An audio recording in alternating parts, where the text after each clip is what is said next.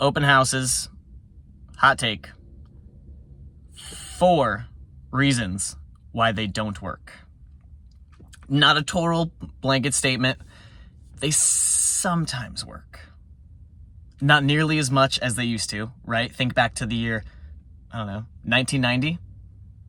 There's no MLS notifications coming to your phone. There's no, emails with deals. There's no digital flyers. There's no virtual tours, drone aerial footage of a nice house being sold. Open houses were the grand pearl pumbaa of marketing. Really the only way that you could, one of the most successful ways, at least, to sell a house years ago. Obviously, the game is different now. You're watching this maybe from your phone. I'm recording this from my phone. The future is here. We're in 2024. We're in the digital age. And open houses are not what they used to be, sadly.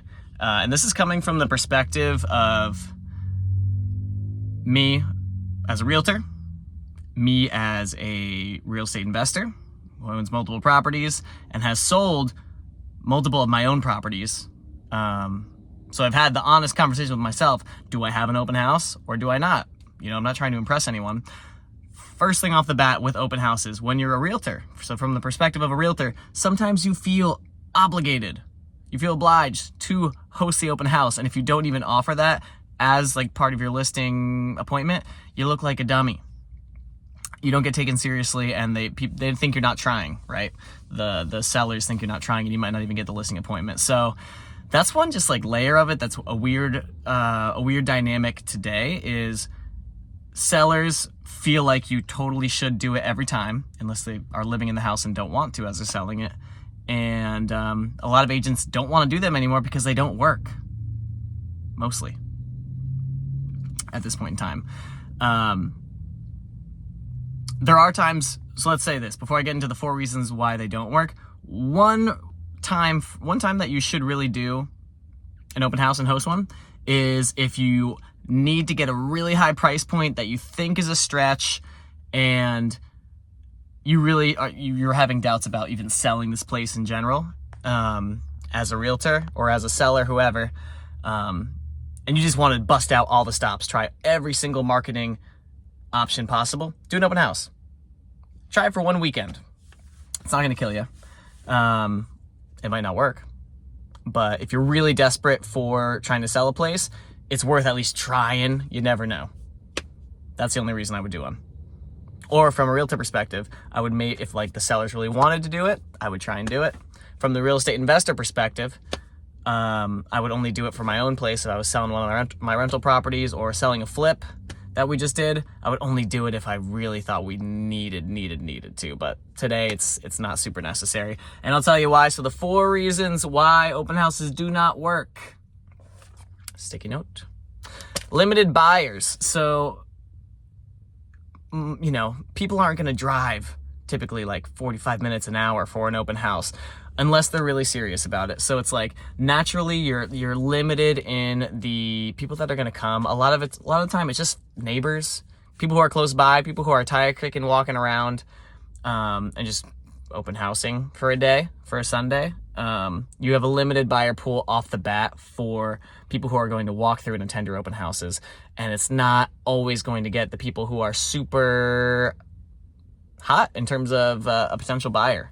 It's a lot of times it can just be random people walking through. So limited buyer pool is the first reason. The second reason open houses don't work, it's just super inefficient, right? You're choosing weekends and you have to, as a realtor, you're sitting there for 4 hours, maybe longer. And a lot of times no one shows up. Hardly anyone shows up. What if one person comes to your open house and it was just like a tire kicker person who wasn't even pre-approved, doesn't have an agent, and is definitely not making an offer for trying to buy your house? Then it feels a little inefficient. It feels like a waste of time, doesn't it? And then as a seller, you might have to clean before, do this, do that, stage it, whatever you're doing. All for what? All for maybe 1 or 2 people to come through. It's just really inefficient. And when you think about just like how to market anything nowadays, right? A house or a product or a service, pitching a tent and saying, hey, come look at this for 4 hours today, it's like that. It feels like there could be more effective ways. And again, just thinking back to the year 1990, which feels like many moons ago, because it really was, that worked really well, because that was the time, the place. There was no technology wasn't used in terms of real estate marketing and sales. You couldn't go with your agent and set up a private showing on the fly with an automatic notification and Bluetooth into the house with their phone. No, you literally had to like go to an open house, and that was like the party. That was the sale party for it. So anyway, different times now, different times. Third reason, and probably the most important reason, is online is more efficient. Online is better, and that's clear, right? And I think anyone who wouldn't admit that is maybe just not. You're not in the world of real estate that much, and you don't see how things are being bought and sold now. It's like the way to market a property today is so much more than just hosting an open house. And as I said, it's the same thing as trying to sell anything. Online is how it's done. With real estate, how are things, if it's like a really, really high-end nice property, how do you think it's marketed online right now, right? There's probably a virtual tour that you can click through while on your phone from miles away, from the comfort of your own recliner in your living room, from your Wi-Fi, sitting like a couch potato, and you can view the house right from a virtual tour. That's how they're marketed nowadays. How else are they marketed?